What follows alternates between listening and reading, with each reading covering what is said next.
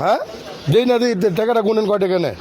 1 2 3 4 5 হ্যাঁ কয়টা খামে পড়ছেন দেই 12টা বুথ না দেই দেন দেন।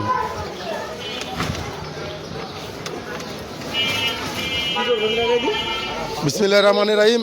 ওখানে যদি আপনি ভোট আমি সূত্রাপুর 44 নং ওয়ার্ড থেকে এই লাইভটা করতেছি। উনি হলেন একজন জামায়াতের নেতা।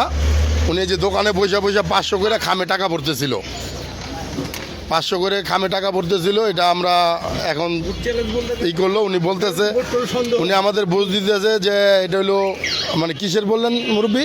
যদি কোনো ভোট সন্দেহ হয় তাহলে ওটা ভোট চ্যালেঞ্জ করা যাবে। 100 টাকা সরকারি জমা দিতে হবে, হ্যাঁ জমা দিয়ে তারপর চ্যালেঞ্জ করা যাবে এটা কি শুধু জামায়াতের জন্য? সবার জন্য। এটা সবার জন্য? সরকারি আইনই আছে। তাহলে 100 টাকা হলে আপনি 500 করে কেন পড়ছেন? এরপর যদি আরো জমা মানে চ্যালেঞ্জ করতে হয় সেজন্য সেই জন্য আর কি। আর কিছু না। সেজন্য পড়ছেন। আচ্ছা, এই যে ওনার বক্তব্যটা আপনারা শুনলেন। বেশি বেশি শেয়ার করেন বিষয়টা। সরকারিভাবে নিয়ম